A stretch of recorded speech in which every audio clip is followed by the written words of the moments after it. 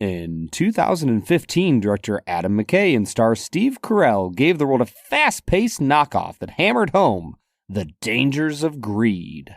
In 2025, we see if an Obama-era whiskey can bail out this episode.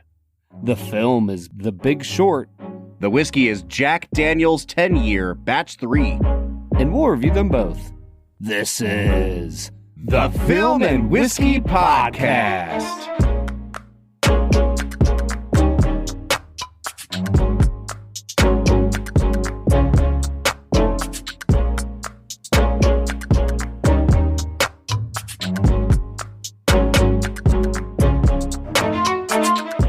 Welcome to the Film and Whiskey Podcast, where each week we review a classic movie and a glass of whiskey. I'm Bob Book. I'm Brad G. And today we are looking at the 2015 film, The Big Short. Brad, this movie is celebrating its 10th anniversary this year, and we can officially say that now that it is 2025. And I think this is around the time where time stopped being real to me, because it doesn't feel like The Big Short should be in the same sentence as 10 years old.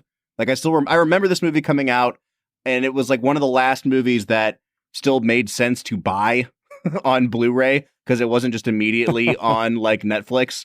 And then even saying that sentence, I'm like, oh yeah, that was definitely at least a decade ago. Yeah. I recently read a very long article about the evils of Netflix and how it has destroyed cinema.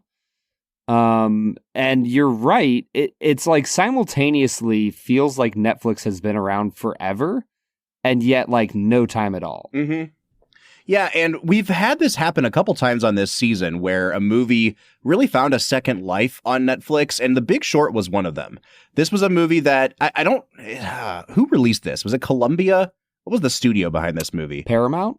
Maybe Paramount. Yeah. In any case, it was at the time when Netflix was kind of like the distribution model for streaming. There was really no, big catalog on Amazon Prime yet. There certainly wasn't Paramount Plus. And so studios would just kind of like rent out their movies to Netflix for a while. And once this movie hit Netflix, it was on Netflix for a long time. And I remember a lot of people saw it there. Brad, I'm curious as we dive into this episode. First of all, hello, folks. Welcome into Film and Whiskey. I hope you're having a great new year so far. This is the first time Brad and I have recorded in a couple weeks. Been a while. We worked a little bit ahead to get Mad Max out of the way. And I'm shaking off some rust. And probably like 4 extra pounds from the holiday season, Brad. I am still like cleaning off silver paint from my mouth. It was a heck of an episode if you haven't listened to Mad Max. All shiny and chrome, baby. Anyway, welcome into Film and Whiskey. What we do on this podcast is we talk about movies, we talk about whiskey, and this season we are looking at movies from the last 20 years, and we are asking the question, does this film deserve to be considered a modern classic? Now, The Big Short was a moneymaker at the box office, and it was nominated for Best Picture. I don't believe it is in either the IMDb or the Letterboxd Top 250, but it's a well enough liked movie that it merits us talking about today. The way you said moneymaker just begs me to ask the question, do you think it could shake it? I believe that song is featured at least one time in this movie, right? I think so. Shake a money maker. Yeah, there's for sure it's in this movie somewhere. There are, because we were talking about a stripper song, there are, I think, 2 scenes with strippers in this movie. Uh-huh. And I don't think either are truly necessary. Sure. Like, why are there nipples in this movie, Bob? I don't know, man.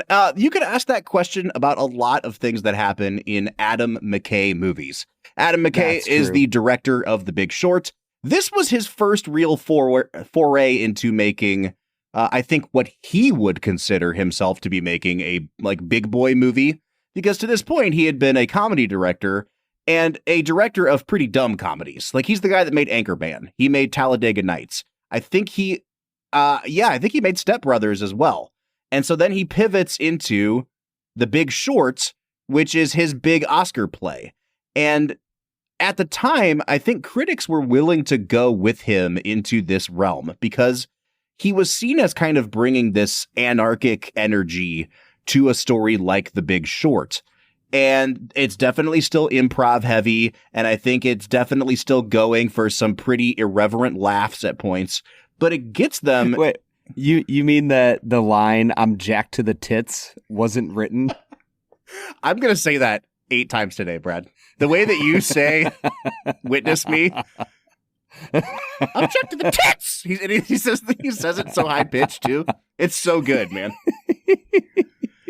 Anyway, I think critics were kind of willing to follow Adam McKay into this realm to this point. And then he makes 2 more movies where he gets like successively more up his own ass as he makes them. He makes a movie called Vice a couple years after this, which is his kind of biopic of Dick Cheney. And then a few years after that, he makes a movie called Don't Look Up, which is his big parable about the Trump era and global warming. And at this point, even the most liberal of movie critics is like, this guy is annoying as hell. And I think it's really interesting to trace it back to The Big Short, because this is kind of the tipping point for him. And it's a movie that people have really unfairly looked back on and crapped all over because they hate Adam McKay now. And a movie that I really remember at the time liking a lot, Brad. Were you a person who saw The Big Short when it came out in 2015? I did not see The Big Short. And the only thing I knew about it was that it was kind of about finance. And for some reason in my brain, I like naturally paired it. Like I let's make a doubled it without ever seeing either film with Dallas Buyers Club. Yeah, and I can tell you for a fact, this movie is very much about finance, and Dallas Buyers Club is not at all about finance. There you go. You couldn't be farther off. I mean, just because the word buyers is in the title, it is not a finance movie, my friend. I thought it was about real estate. No, it's about a bunch of people who have AIDS and who find a way to get themselves medication when the government tries to ban all their medication. Oh, that's basically about finance. You know, it's a parable. It's a metaphor. Yeah, I obviously have never seen Dallas Buyers Club. This was my first time seeing The Big Short, and I was on track here. It is indeed about finance, and not only is it about finance, it seeks to explain some of the most convoluted and complicated financial terminology that a layperson probably will ever come in contact with. Mm-hmm. Yeah. And that makes for a really weird movie experience. It certainly does. And I think we can also debate the levels of success that it has at explaining those concepts. But in order to get into all that, we have to get to our first segment of the day, which we call Brad Explains. Brad's gonna give us the movie plot with only 60 seconds ticking on the clock. So let's go ahead and hear your take with this little segment that we call Brad Explains. Brad Explains is the part of the show where Brad breaks down the plot of the film that he has just seen, often for the first time. We know it is his first time with The Big Short here today. Brad, I'm not going to beat around the bush here. There's a lot to explain if you go that route with this movie, or you could keep it 30,000 feet and do like a 5-second overview of this movie. Whatever your choice is here, you get 60 seconds to explain the plot of this movie in graphic detail. Folks, if you've not seen The Big Short, I think it's a good movie, and I think it's worth at least watching to understand the concepts of why everyone lost their house in 2008. So go watch The Big Short, come back after that, and listen to Brad explain it. 1 minute on the clock, Brad, and go. So you know how I often will kind of give up on Brad Explains and be like, all right, so this is kind of what happened. That's going to happen from the start here. The Big Short is a film about the 2008 housing crisis, and it basically is like there's a huge housing bubble because the banks are giving out terrible loans that are subprime and bad, and then they're selling these financial products from investment banks that are like super risky and terrible, and all the bond companies are like, or the ratings companies are like, yeah, it's totally fine, but they're not totally fine, and they're all going to the roosters are all going to come home to roost. Is that the saying? Yeah, it's close enough. And a bunch of people in the financial world figure out what's going to happen, and so they create these products to bet against the housing market, and they make a just rip-roaring wild amount of money because they short the market. There you go. All right, that's The Big Short. So where do we want to start with this today, Brad? Do you want to just kind of give general impressions of the movie? Do you want to dive into the nitty-gritty of the characters? Do you want to talk about performances? I'll let you kind of lead the way here. I'm kind of in a weird place with this movie because I didn't walk away from the movie thinking about anything that the movie did. I walked away from the movie thinking about all of the financial terms and like what actually happened in the 2008 crisis versus what they told me happened in the crisis. And like, I, no joke, went to bed and could not fall asleep. And it was like 12:30, which is well past my bedtime. And I got up and I spent like an hour and a half Googling synthetic CDOs and like even just the basics, like a mortgage-backed security, what that is. Yep. And I probably spent like 2 hours in the middle of the night, like parsing out all of the little details. And I don't know if that means I liked the movie or not. Like, it definitely got me thinking, but it was less of a, wow, that movie was so good. And it was more of a, wow, 2005, 6, 7, 8 was a completely effed up time. Yeah. How did it happen? So I think you're actually hitting on something that critics have really accused Adam McKay of in his, I don't want to say his latter years. The guy's not dead, but, his career definitely has had two halves to it. And in this second half... But his career definitely is. In this second half, he's been accused of being... using his films as a didactic tool, or as a, if you want to be negative about it, pedantic tool. I think a lot of people think he's condescending about the way he does it. And depending on your interpretation of this movie, maybe you got that vibe as well. But it's an interesting thing because it begs the question of, like, what is the purpose of this movie from Adam McKay's perspective? Is it to rile people up and instigate them, not necessarily to change, but to be educated about what has been going on in the shadows? And on that front, I actually do think the movie succeeds really, really well. Like, it does a good job of explaining most of these terms, and at least the extent to which we were all over a barrel by these companies in 2008. At the same time, it's super effective at that. Is it an entertaining movie? I think it's entertaining, but I don't know if I would necessarily call it like the world's most successful movie. And so then it becomes a question of, like, if the only purpose of this movie is to educate or to condescend, then, like, what are we doing here? You know what I mean? It feels a little preachy. Yeah. I don't think I found myself feeling preached at until like the very end of the movie. Mm-hmm. Because really, most of the film, it's just like everybody is like, how the heck did we get into this situation? Mm-hmm. Like, the further they unravel the spider's web, like, they're just like, how was this allowed to happen? And I think all of that is like very fair questions that anybody of any political interest would ask. I think it's the end of the film where he basically says, and nothing has changed. Mm-hmm. And the banks have just restarted the same system and we're gonna crash again. And like, that's the part where I'm like, oh, in all my research, there was massive reform that happened because of the 2008 crisis.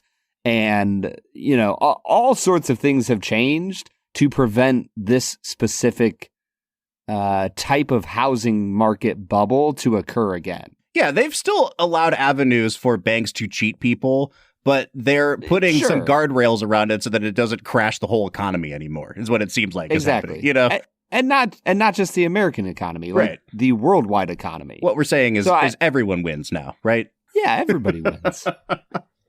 No, I'm with you, man. Like, I think that specifically the preachy parts of the movie for me are the words that they put in the mouths of Marissa Tomei as Steve Carell's wife and Steve Carell, because they become kind of like the beating hearts of the movie. And they're paralleling Steve Carell's journey towards, his big Grinch heart growing 3 sizes with the fact that his brother committed suicide like a year prior, and he's been suppressing the emotions from that. And so as he develops an ability to tap into those emotions, he also develops an ability to empathize with what these people are going through as a result of the bank screwing them over, and becomes a real big advocate within, the world of finance. However, like the dialogue writing for both of those characters is horrific. And it says a lot about how good of an actor both Steve Carell and Marissa Tomei are, that they kind of pull it off. But you've got Steve Carell like getting up on a soapbox at the end of the movie saying nothing's going to change. They're just going to continue to blame immigrants and poor people. And all of that may be true, but it's the way that it's phrased in such a, again, like didactic kind of way that it comes across as speechifying more than it comes across as a believable dialogue or even like artful speechifying.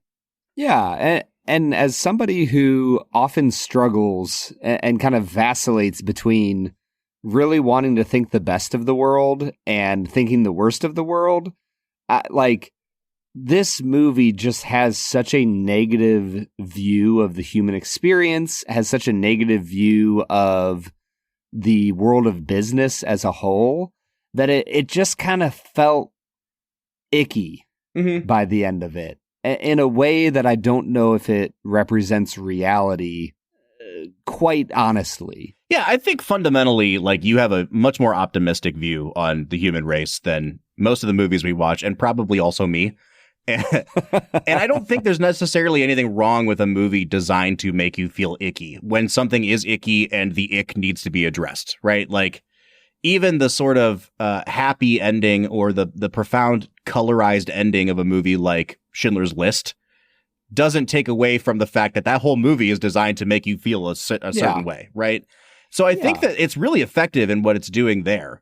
And it does caution that history will repeat itself if we don't pay attention and hold these people accountable. I want to zoom out a little bit, Brad. Let's talk about, I mean, you set the stage pretty well with Brad Explains, but maybe let's try our best to kind of walk through the movie explaining what's happening as we go. Yeah. Because in order to talk about these characters, we kind of have to talk about how the movie unfolds, because it follows a few distinct groups of people. The first person we're introduced to in this movie is Christian Bale, who is doing some like off the wall capital A acting.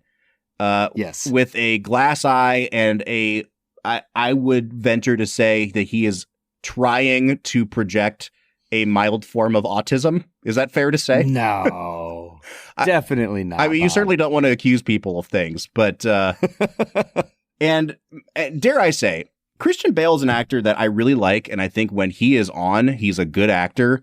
He tries too hard in 80% of his movies, bro. Like, he's just really going for it here. Yeah, I like Christian Bale. I want him to be like a great actor. There's just something about the way he engages with his characters that kind of feels funky. Like, it's kind of like the Willet Funk, Bob. It's distinct, and it's Christian Bale, and it's the Bale Funk, and it's in pretty much every single one of his roles. I like that in most of his movies, they kind of challenge you in the first 5 minutes with, hey, here's how it's going to be. Get on board or you're going to have a bad time. And usually I can get on board. And by the 2-hour mark, I'm not paying attention anymore. But it's like this with, American Hustle. This movie's like this. He had a very interesting turn in that one Thor movie a couple years ago. I just think that he tries some off the wall stuff in a way that it doesn't totally work, but it also doesn't go into the Nicolas Cage territory of like, it's so bad that it comes back around to being endearing. Yeah. It just stays in the, oh no, baby, what is you doing? Like, zone for me. Well, and the problem is that you don't spend enough time with him to like get used to it and what he's doing. Like, most of the time, if Christian Bale's in the movie, he's probably like the star. And so in this one, it's like you maybe get like, I don't know, because the movie's like 2 hours and 10 minutes. You maybe get 25 minutes with him. 30 minutes. That's fair. Like, he's really not in the movie that much. Steve Carell commands a lot more screen time. And so I think that the oddities of Bale's acting in this one just kind of, they never settle. That's fair. So we're introduced to Bale first. He is a hedge fund manager who essentially stumbles upon the fact that all of these mortgage bonds that the government props up are full of crap, that they've been given AAA ratings from the ratings boards, even though they're full of what's called subprime mortgages. And they are mortgages that are likely to default. And so when they all start to default, because they're tied in with actually high-rated mortgages, it will cause the entire package to fail, which will lead to a domino effect that will crash the U.S. economy. And so he decides to short these mortgage bonds, meaning that he is going to go to a bank, find a bank to allow him to bet against these bonds so that when they fail, he will make money. His entire character's arc is basically just being the Noah building an ark while everything floods around him or gets ready to. And everyone is telling him, you're an idiot, you're crazy, I'm suing you. The hedge fund tanks because the premium the bank charges him to have this short costs so much money. And then at the end of the movie, of course, everything goes tits up and they make a whole bunch of money. And that's kind of his whole character's journey. It's not a super compelling one, Brad. No, they try to make it compelling by like playing Metallica and like heavy metal. And he gets angry a few times, but like all of it is very reasonable. Yeah. As somebody who personally like invests in the stock market, if I gave my money to somebody and then they put it into something that was like completely unproven, I can understand why somebody who, you know, put $100 million in this fund would be upset. That makes sense to me. I just want to call out, I'm going to do this a lot today. I think that a lot of the bit players in this movie, the people that have like 4 lines, are just killer. A lot of great small parts. Henry Ford II. Yes. Yeah. Tracy Letts, the playwright and actor that we had never talked about on the podcast until Ford v. Ferrari. He shows up as the main investor in this hedge fund. Tracy Letts, pretty famously, is married to or partners with Carrie Coon, the actress from Copley, Ohio, baby. Oh, let's go. Right next door to me. So thanks, Tracy Letts. Thanks, Carrie Coon. We can move on, Brad. Hey, man, I'll take a good Ohio shout out any day of the week. So after we're introduced to Christian Bale, we then go and meet with Ryan Gosling before anybody. Ryan Gosling acts as the sort of Greek muse of this film, who is like guiding us through the journey of Wall Street, talking directly to the camera, having asides, throwing over to clips of Margot Robbie. Yes. Do you think that makes the film more pretentious? Like the Ryan Gosling? I think that's the area where it's very clear that he's like, I want to do a Scorsese. Let's do a Goodfellas. Yeah. And I don't know, man. Would the movie be more successful without it? Because you do need somebody explaining things to you like you're 5 for this to make sense. Yeah, you do. We haven't talked about it yet. We'll just get it out of the way. It's just too much of a ripoff of Wolf of Wall Street, and it's not as good. Yeah. Well, let's talk about it. I mean, I think this is a good jumping off point because it's not just the Gosling of it all. It's not just the talking to the camera or the insert shots of, you know, keep stirring the sauce, Karen kind of stuff that's going on in this movie. I really do think, to your point, Brad, that Wolf of Wall Street comes out at the end of 2013. I think they see that movie and they go, oh, shit, this was our whole plan. Now we have to find a way to not make it seem exactly like Wolf of Wall Street. And because Wolf of Wall Street is Scorsese's biggest, most coked up, kind of funniest movie, Adam McKay's like, I got to go even more extreme than that. And the way he chooses to do that is that a lot of these cutaways and insert shots are kind of abstract. Like he'll insert clips of things that aren't really necessarily related to the scene itself to try to give a picture of American life, I guess, in 2007. But they feel so out of left field. And I think ultimately they're probably the biggest failure of the movie is that it just seems like the guy's trying to do a Scorsese and can't quite pull it off. Yeah. And I think the ultimate message of Wolf of Wall Street and of Big Short are somewhat similar, right? Like at the end of Wolf of Wall Street, spoilers if you haven't seen it, go watch it. It's a interesting movie. Maybe don't go watch it. I don't know. It's a wild movie. The purpose of the movie is basically to say, like, we put our faith and trust in these big names and big personalities. And should we do that? Mm-hmm. And like The Big Short kind of has a very similar, like, we put all of our faith and trust in these big banks and these legacy names. Should we do that? The problem is Adam McKay has to come out and tell you at the end of the film why he made the film, right? Like, oh, there's no regulations and it's going to happen again.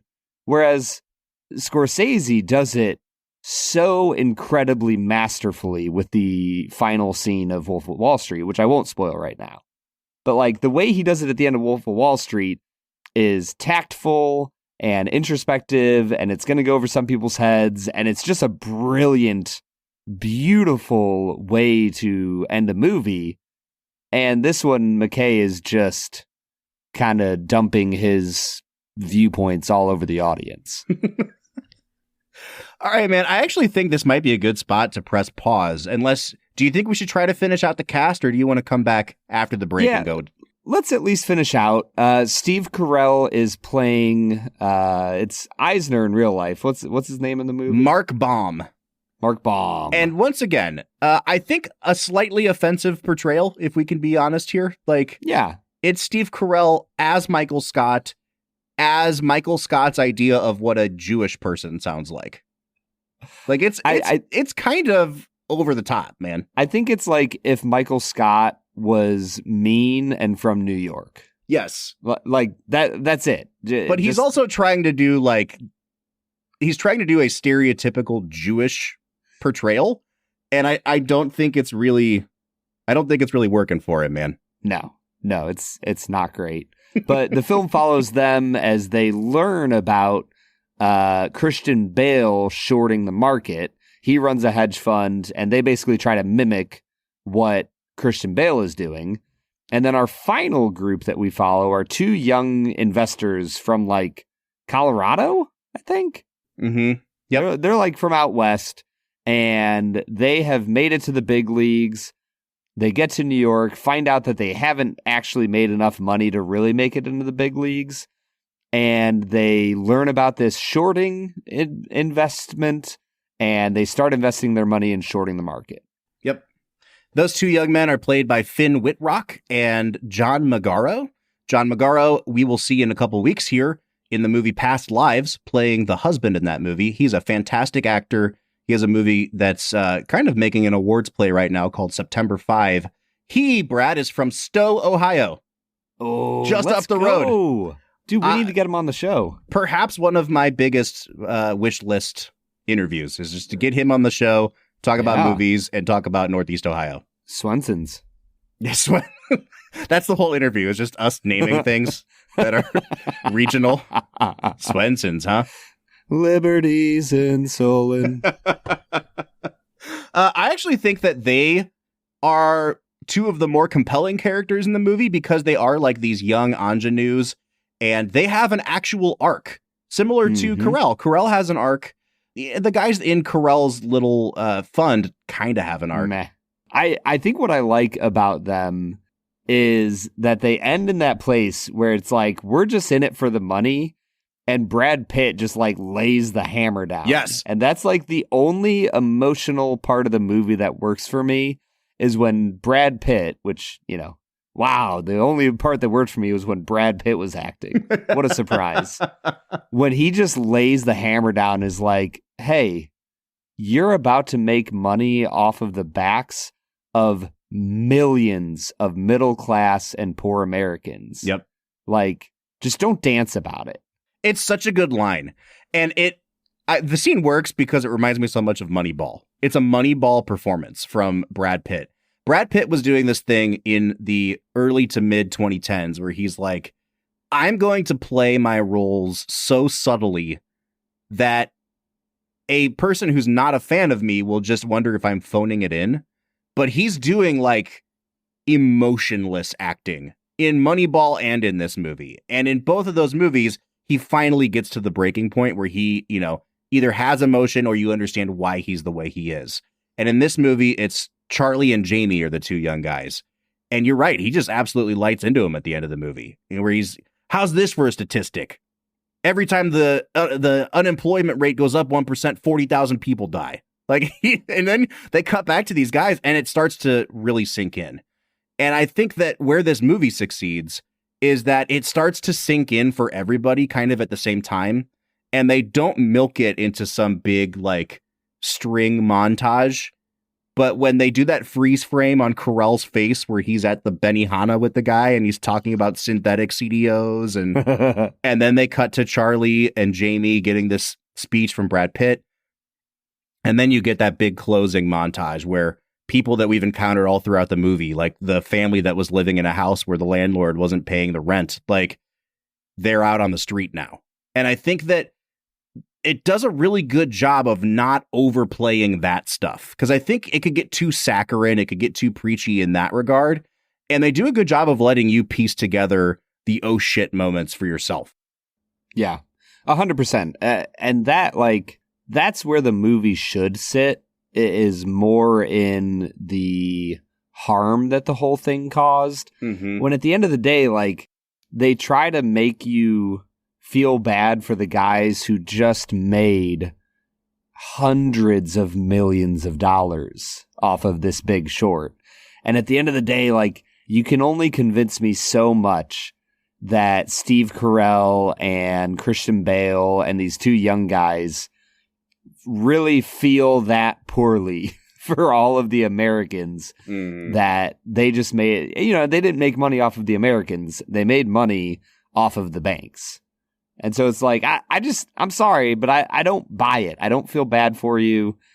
You made all this money. I pretty much just feel bad for all the Americans who seemingly were duped into these absolutely wild mortgages that made zero sense, and they never, ever should have been offered to anybody. All right, so it sounds like a freaking downer from us today here at Film and Whiskey. Brad, let's drink some whiskey to drown our sorrows, and then we'll come back and keep talking about the financial crisis. What do you say? Let's get to it.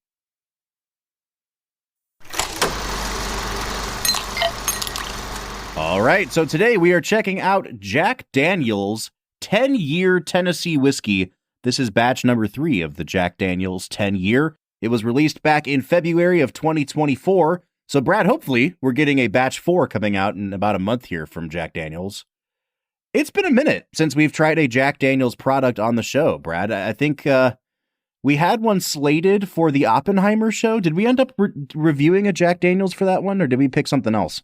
It has been a very long time since we've drank a Jack Daniel's on this show, Bob. Oh, yeah. We did Old Fitzgerald for Oppenheimer. It was supposed to be Jack Daniel's. Yes. We pushed it back to mid-season here. So yeah, it's been a minute. Like I said, this is batch 3 of the 10-year. This is a product that's clocking in at 97 proof. So unlike a lot of well-aged products coming out of many distilleries across the country, this is not like a barrel-proof product. The only thing that they are selling this on is the fact that it is 10 years old. And honestly, I kind of respect that. Like, every now and then, I want a really well-done sub-100 proof whiskey. Yeah, no, 100%. Like, having high quality whiskeys at a lower proof point is incredible. Mm-hmm. Like, it's like moving from that like 12% wild craft beer down to like a good old Coors Banquet beer, where you're like, oh yeah, I could crush so much of this compared to these freaking barrel proofs. What's your overall opinion of Jack Daniel's? We've tried a handful of their products, but I think we've done a good job of kind of running the gamut. Like, we've gone from baseline Jack Daniel's way up to some of their higher level offerings. And I'm just curious, man, like, is it in your wheelhouse or not really? Man, so before I ever really drank whiskey, my best friend Mike and I got really into Jack Daniel's. And we ended up going halvesies on at the time, $150 bottle of Sinatra Select. And I remember liking that a lot. I have not had it in a very long time. Other than that, I'm like, there's not much Jack Daniel's that really does it for me. You know how you have an obsession with the Willet Funk? I sure do. Jack Daniel's has a funk. Mm-hmm. Like, all of their product is, this might sound redundant, but like, other distilleries have lots of product that taste wildly different from one another. Every single Jack Daniels, man, I could smell it a mile away and be like, oh, yep, that's Jack Daniels. Yeah. For me, and maybe that's a good place to just kind of dive into the nose here, Brad. There's always a note of banana on Jack Daniels. Every time. And I think on some releases, this is very weird, but I'm going to say it anyway. It tips into like overripe banana, where I start getting some off notes on it. Like this in particular, it started out really nice for me as dusty leather. Like there was tons of leather. It had a nice spicy bourbon smell to it. And then I got a little bit of banana, and then it tipped into this almost like savory, oniony type note for me. And I think when you said funky, like the oniony, body odor type smell was on my mind a little bit. And I don't know if it's the same thing you get when you think funky, but that's where I'm at with this one. You're going to love my note. It reminds me of a French onion sun chip. Oh, yes, dude. Onion. I don't know if I'm excited about the onion. I'm excited that you picked up on it, and I'm not insane. Yeah, no, I literally wrote down 2 of the more unique notes I've ever written on a nose. French onion sun chip, which is one of my favorite chips in the world. Very weird to smell it on a whiskey, but the other one, I kind of got a bit of a Corn Pops vibe. Okay. Kind of like a sugary, grain forward, experience. There's some char here. There's some black pepper. It's very banana-y. I'm intrigued by this more than any regular Jack Daniels, but I am going to give it a 7.5. Yeah, I'm in the same spot. Like, is it slightly concerning that I got a note of onion on this whiskey? I don't know. It's definitely unique. I'm not going to necessarily say it's a bad thing. And it's coupled with these really nice sweet notes as well. So I'm okay with it. I think I am cautiously optimistic, and I'm also going to give this a 7.5, Brad. As I moved into the palate, this is so beautifully oaky. Like there is just so much oak going on here. It has a really nice maple syrup vibe. It's got a bit of like a nice honeyed wheat bread. It gets clovey the longer I sit with it. Some of the baking spices really start to come through. I think that this is a really pleasant, enjoyable, and like just complex enough of an experience to jump it up to an 8 out of 10 for me on the palate. Yeah, I get like butterscotch on this. I get a little bit of like I don't know, like an ice cream cone, like a sugar cone or something. When you get like the triangular ice cream cones, there's like a lot of sundae vibes going on in this, and I really like that. But I'm with you in that the oak on this is so heavily oaky and like almost bitter oak that it's impressive to me that there is so much decadence underneath it that kind of balances it out. Because at every single point of the tasting experience, this thing is threatening to get taken over by sour, almost bitter oak notes. And I think that it says a lot about how it has these incredible, almost like a weeded bourbon kind of vibes underneath it that are kind of keeping it afloat. And I can't tell if I think that the two poles here are in tension with each other or if they're working really well together. But whatever the case, I'm enjoying it. I'm going to give it an 8 out of 10 like you.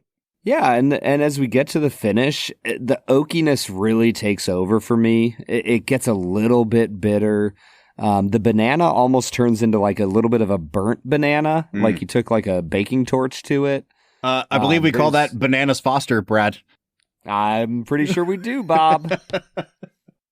I didn't want to step on your, steal your thunder. No, I wanted you to have that moment. It's funny, Brad, how far we've come in tasting whiskey that like you made fun of me for that note for a long time.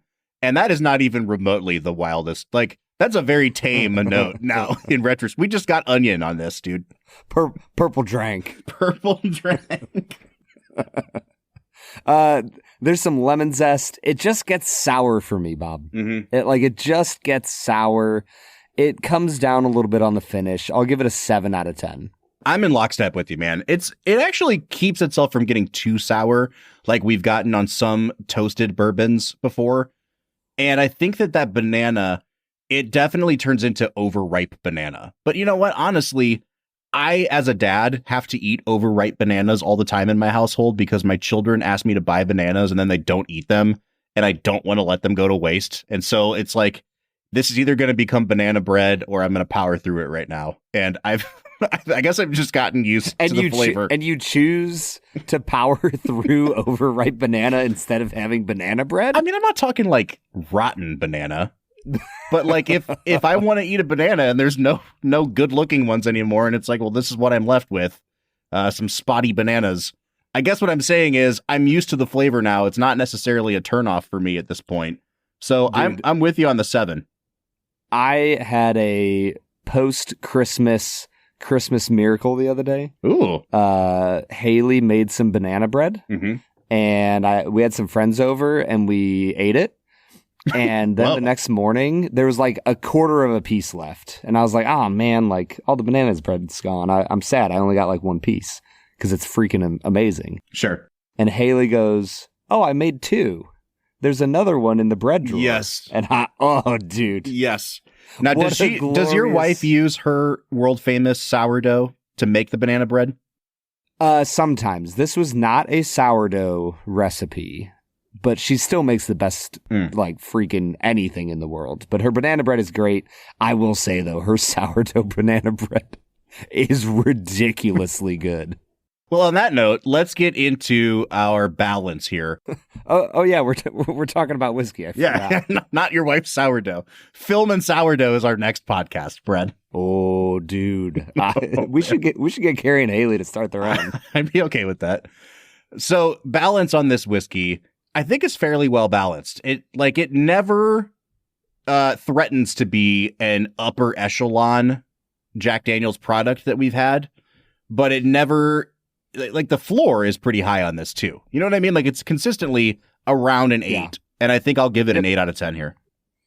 I'll give it a 7 out of 10 on balance. I think it just jumps around a little bit too much in quality for me to like give it a high score. I do think that this is a enjoyable Jack Daniel's experience.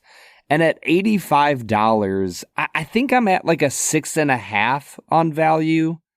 Like, I think that this is it's well worth the price. It's a 10-year age-stated product, like, from a big distillery. I think 85 is a fair price. It's just not quite there for me to be super pumped about spending $85. Yeah, I actually think 85 seems a little overpriced. And I know that we've tended to use this maxim that we've learned of, like, $10 per year. And so it seems like you're getting a deal at that point. But even when I think about this in comparison to like a Russell's Reserve 10-year, or, you know, like there's just other products out there that can achieve a 10-year age statement. And we're talking about Jack Daniel's. Like in terms of the volume of whiskey they're producing, it doesn't cost them that much to make a 10-year product. Do I think it's exorbitantly expensive? No. But I think they could get away with selling this for like $65 and I would feel a lot better about it. So I'm going to give it I'll give it a 6 out of 10, Brad. And that takes me out to a 36.5 out of 50. Bob, we are literally, you use the word lockstep. I'm at a 36 out of 50 here. Oh, wow. Okay. So we have kind of just tipped into the region of our scores where we start recommending. We're over that 35 out of 50 mark, but we're at just a 36.25. So I guess my question to you is, do you recommend, and how strongly do you recommend? I would recommend hesitantly. I would say that if you know what Jack Daniel's is as a company, like the product they would typically put out, and you like it, I'd say 100% go for it. This is a good Jack Daniel's experience. If not, maybe try it at the bar. Mm-hmm. Yeah, I don't think a pour of this would be that expensive. We're talking like, I don't know, $15 maybe. Like, it's nice enough that it's not a standard daily drinker, but it's also not going to really hurt you in the wallet if you want to try something new. So, Brad, that kind of leaves us in a similar place to where we're at with this movie today. Pretty good, but it doesn't seem like something that we're going to sing its praises from the mountaintops. So what do you say we get back into talking about The Big Short? Oh, Bob, first off, you forgot to explain to the masses what a Tennessee sour mash is. So in order to do that, we're going to turn things over to famed actor Will Ferrell to explain to you all what a Tennessee Sour Mash is. My favorite part is when it's Margot Robbie, not because it's Margot Robbie, but just because at the end of her thing, she's like, got it? Yeah. All right, now off. Yep. 100%. I think that's totally not because it's Margot Robbie. No, not at all. No. All right, man, let's get back to it. All right, everybody. That was Jack Daniel's 10-year batch number 3, a whiskey that doesn't deserve that long of a name. Probably just like Jack Daniel 10-year. But a pretty good whiskey. Pretty good. Yeah. Pretty good. Yeah. Decent.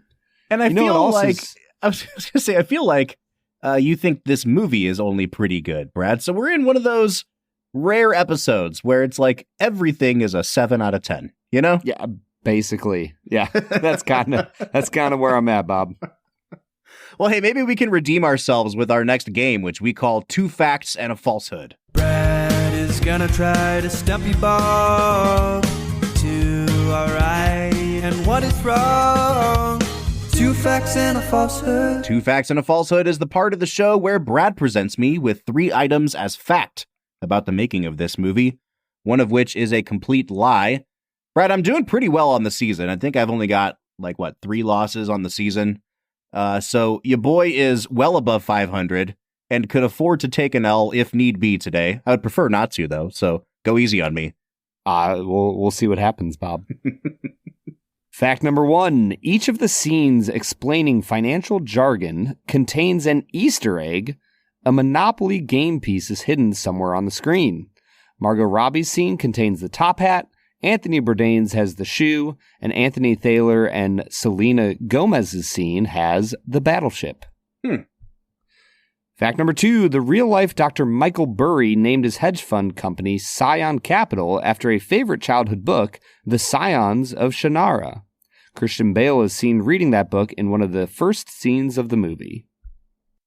Fact number 3, author Michael Lewis revealed in an interview that Paramount Pictures allowed director and screenwriter Adam McKay to make this film only if he agreed to make a sequel to Anchorman, The Legend of Ron Burgundy. Which, Bob, I want to hand out a Filmy right here, right now. Go ahead. Adam McKay, you have received the Filmy for first director reviewed by the Film and Whiskey podcast. Oh, yeah. That's true. Our very first weird? episode was Adam McKay. Yeah, isn't that weird to think about? And then our second episode we ever recorded, our first that we really released for the podcast, was Goodfellas. So we did Adam McKay and the movie that Adam McKay ripped off back to back. Yeah, sure did. Here we are, man. All right, I'm going to assume number 3 is true. It sounds plausible. So for now, I'm going to set that aside.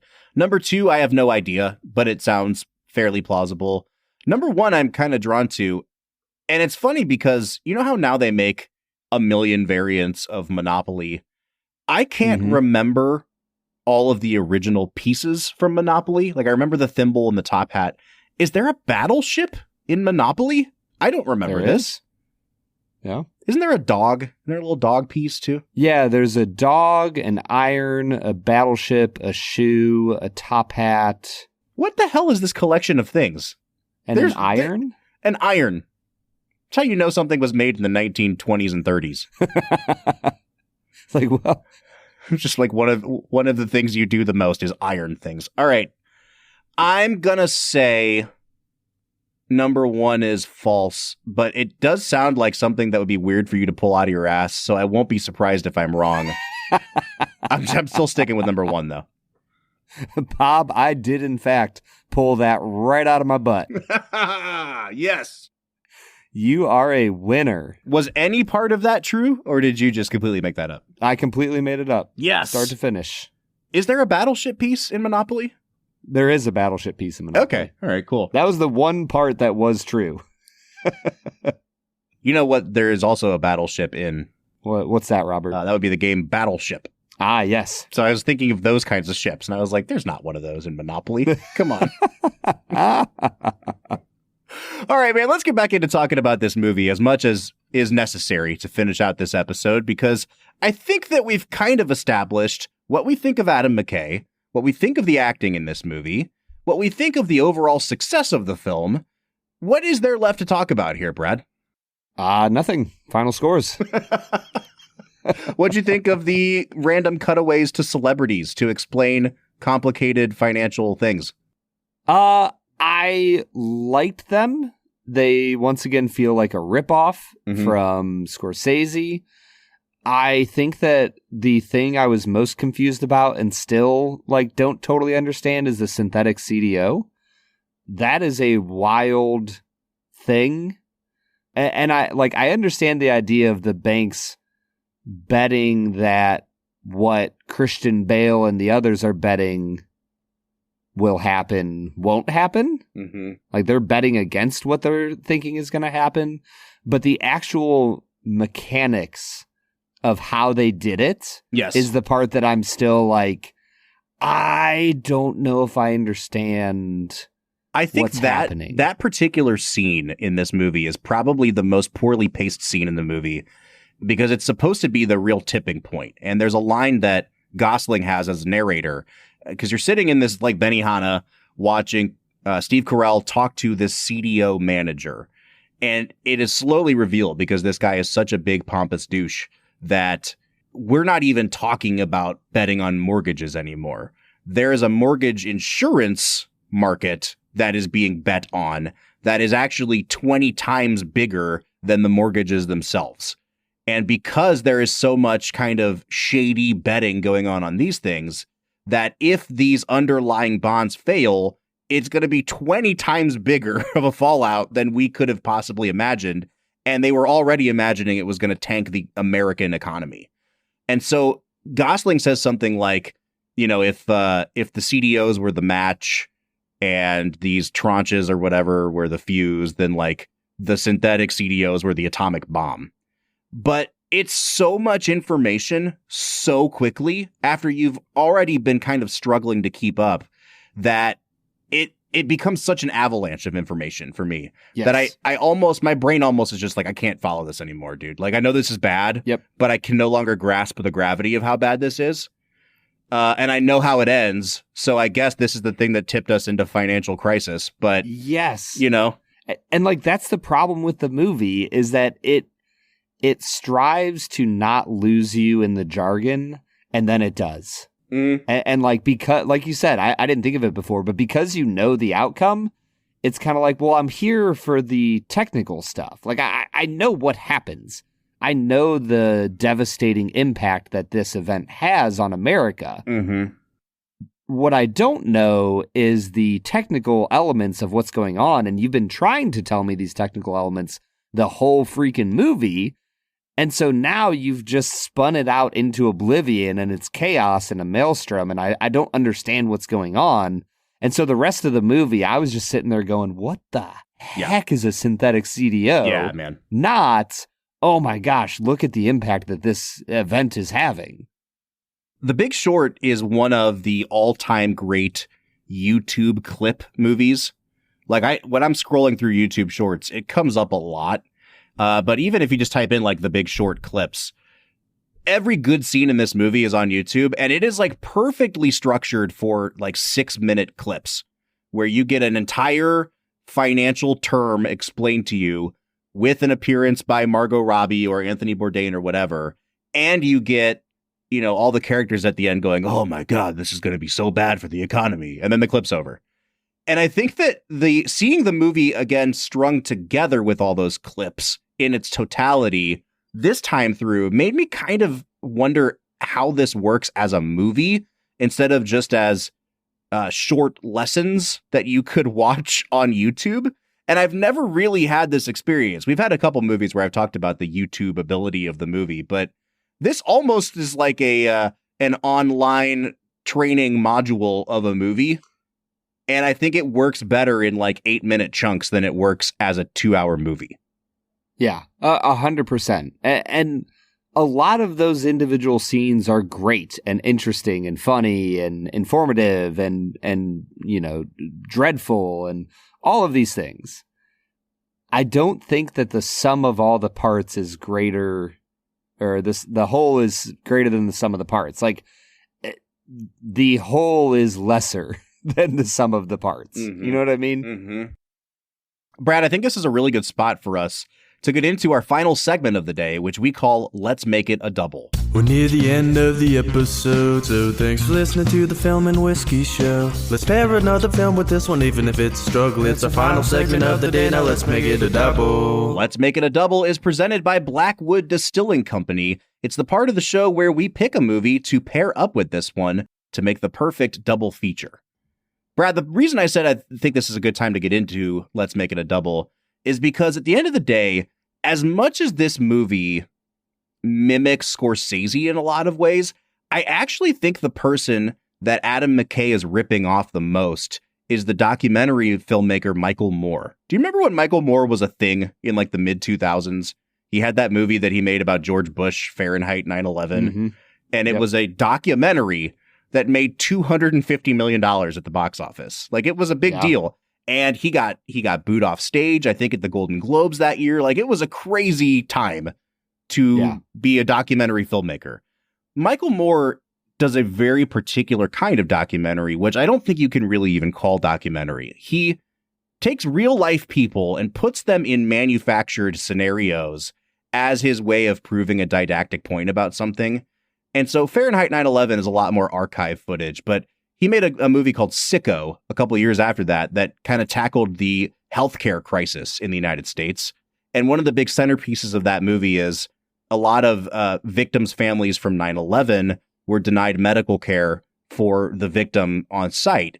And Michael Moore orchestrated an illegal trip for all these people to Cuba to receive medical care as his way of demonstrating that even Cuba has better healthcare than the United States. And it's this big sensationalist way of making movies. Now, did these people receive real healthcare? Were these actual people? Yes. But it's also this like incredibly manufactured, over sensationalized way of making a point. And this entire movie feels so similar to how Michael Moore makes movies that it's almost like you could give Michael Moore a budget and say, your job is to film recreations of things that really happened, where Steve Carell is playing the recreator. And that's what this is. And I think that was kind of the key for me to understand what doesn't totally work about this movie for me, is that it feels like a high budget recreation than it feels like people acting a movie out. I don't know. Does that make sense? Yeah, 100%, dude. There's so many parts of this film that just leave me wanting a little bit more. So yeah, I'm with you. Are you pairing this officially with a Michael Moore film then? Yeah, I think it probably pairs best with Sicko, a movie that I actually kind of like by Michael Moore. So if you're ever going to dip your toe into the world of Michael Moore, I'll say I'll pair The Big Short with Sicko. I think for me, I'm just going to go completely out into left field, maybe over the fence, maybe a foul ball. Who knows? We're going to pair this primarily because I just want to watch like a political thriller paired with this movie. I'm going to go with The Manchurian Candidate. Which one? The original or the Denzel? You know what? Because The Big Short is a lesser version of Wolf of Wall Street, I'm going to go with the lesser version of The Manchurian Candidate and say the newer one. The Denzel Washington version. I love it, dude. All right, so Brad's picking Manchurian Candidate 2.0. I'm picking Sicko. I will say that there are some really good movies that have been made over the last 15 years about the financial crisis. There's a really good documentary called Inside Job that's about this whole thing. There's a movie called Margin Call, which is an actual movie, and it is a dramatized, fictionalized movie about the way that this all went down, where it takes place inside of a fictional bank and how the banks moved their money around to cover up the fact that people were shorting them, and how that act ultimately caused the bottom to fall out. It's a movie where Jeremy Irons plays the CEO of the bank. You've got Stanley Tucci in this movie. Kevin Spacey's in the movie. It's stacked. It's an incredible movie, Brad. It's like an hour and 45 minutes. You're in, you're out. I would highly recommend you watch Margin Call. Why didn't you make that your Let's Make It a Double, Bob? Because I actually want to pair it with the Michael Moore movie, but I also want to suggest that people try out Margin Call. It's an underseen movie. Okay. Well, I'm going to go watch Margin Call because that sounds fascinating and I like all of the actors that you named, so I'm in. There you go. Let's Make It a Double was brought to you by Blackwood Distilling Company. No matter what movie you pick to pair this with, you can always make it a double with Blackwood Distilling Company. Brad, final scores. I think this movie, I talked myself down. I was at like a 7.5 because I do think it's a well-made movie. And I think that it is ultimately successful, but I think I'm going to come all the way down to a 7 on this one. I'm right there with you, Bob. This is a 7 out of 10. Well-made movie, entertaining, got me thinking, kept me up half the night. But overall, I don't know if I really want to come back to it. As I look out at our movies for the rest of this season, there's a lot of 2015 films here. And I didn't realize how good of a movie year 2015 was, but we did The Revenant already a couple seasons ago. We just did Fury Road last week. We're doing The Big Short this week. In a couple weeks, we'll be looking at Inside Out. That was a 2015 film. We'll be watching Creed, the boxing film. And then we're going to be watching the Best Picture winner, Spotlight, a little bit later on this season. It'll end up being one of our most represented years on Film and Whiskey. Yeah, that is absolutely wild. Apparently, there's a lot of opportunities for 2015 to become the epitome of a modern classic type of year. You know it, man. So all that said, it's a 7 from us on The Big Short, but we'd like to know what you think. Has this movie stuck with you? And crucially, have you seen this movie as a movie lately, or have you just been watching it on YouTube like I have? I'd like to hear from you. You can find us on any of our social medias, Facebook, Twitter, Instagram, TikTok, or YouTube at Film Whiskey. Or if you want to join the conversation, you can join us on our Discord server. We are on there every single day talking about the Film and Whiskey podcast.